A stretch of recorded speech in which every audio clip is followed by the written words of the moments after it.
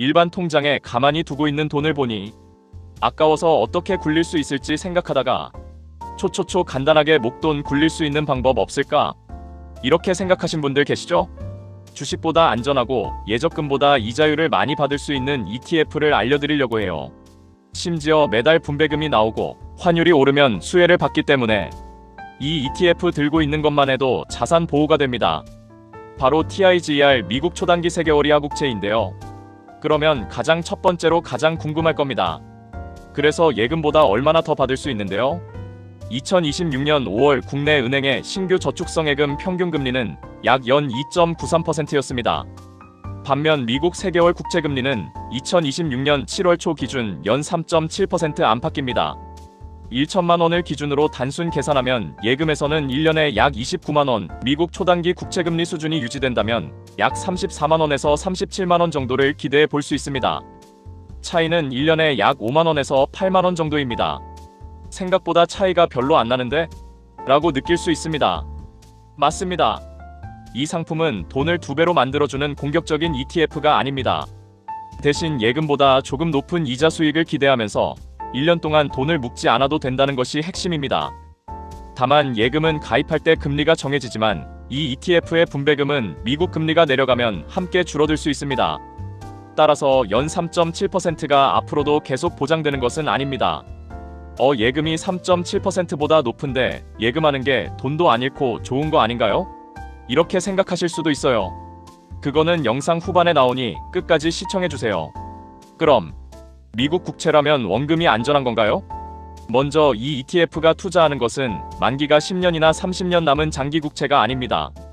만기가 3개월도 남지 않은 미국 초단기 국채입니다. 이게 진짜 중요해요. 채권은 만기가 길수록 금리가 변할 때 가격이 크게 흔들립니다. 반대로 만기가 3개월 이하로 짧으면 곧 원금을 돌려받기 때문에 가격 움직임이 상대적으로 작습니다. 그래서 일반적인 주식 ETF나 장기채권 ETF보다 가격 변동은 작은 편입니다. 하지만 원금이 보장되는 예금은 아닙니다.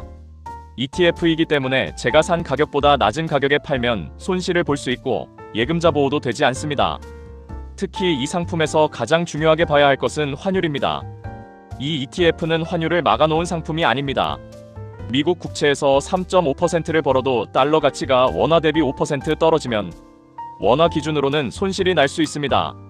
반대로 달러가 오르면 국채 이자와 환차익을 함께 얻을 수도 있습니다. 그래서 이 상품을 절대 손실이 없는 ETF라고 생각하면 안 됩니다. 정확하게는 미국 국채의 가격 위험은 비교적 작지만 환율에 따라 원금이 움직일 수 있는 달러형 현금 관리 ETF라고 보는 것이 맞습니다. 세 번째 질문입니다. 돈이 급하게 필요하면 바로 뺄 수 있나요? 네. 이 상품은 정기예금이 아니라 국내 거래소에 상장된 ETF이기 때문에 국내 증시가 열려있는 시간에는 주식처럼 바로 매도할 수 있습니다. 여기서 오해하면 안 되는 부분이 있습니다. 상품 이름에 3개월 이하라고 적혀있지만 우리가 반드시 3개월 동안 가지고 있어야 한다는 뜻은 아닙니다. ETF가 보유한 미국 국채의 남은 만기가 3개월 이하라는 뜻입니다. 따라서 오늘 사고 며칠 뒤에 팔 수도 있고 한 달 뒤 돈이 필요하면 매도할 수도 있습니다. 예금처럼 중도해지 이율이 따로 적용되지도 않습니다.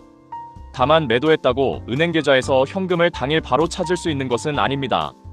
국내 주식과 ETF는 일반적으로 결제까지 영업일 기준 이틀 정도가 필요합니다.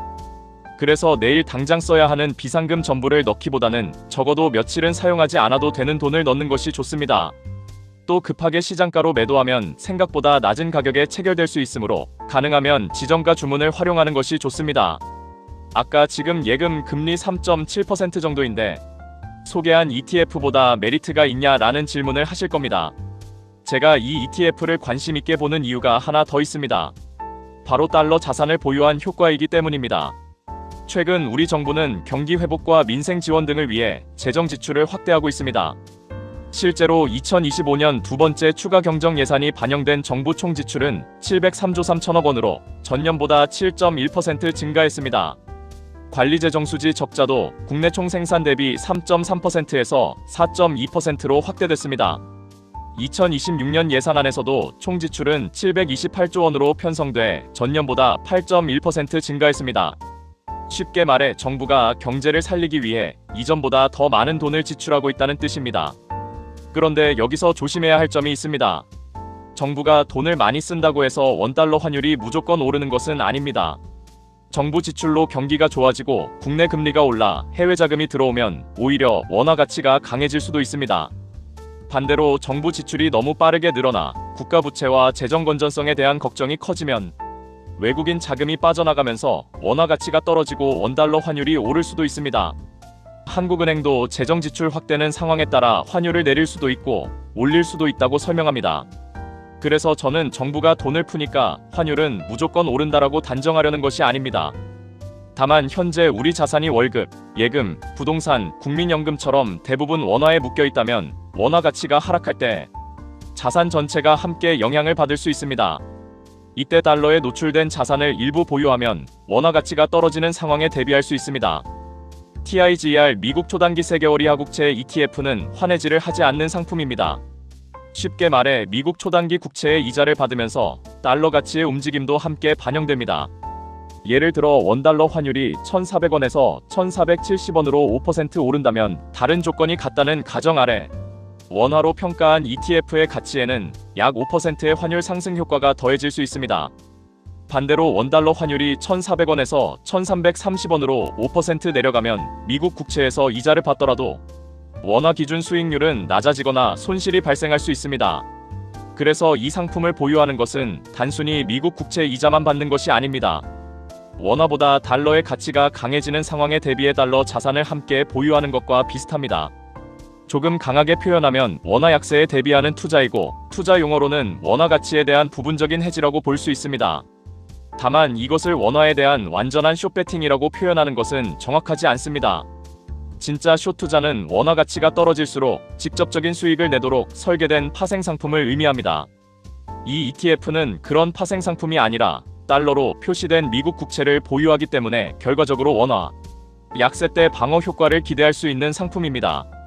실제로 원달러 환율은 최근 몇 년 동안 높은 수준과 큰 변동성을 보여왔습니다. 2025년에는 연평균 원달러 환율이 1,400원을 넘어섰고 장중 1,480원대까지 상승한 적도 있습니다. 이것이 앞으로도 환율이 계속 오른다는 뜻은 아닙니다.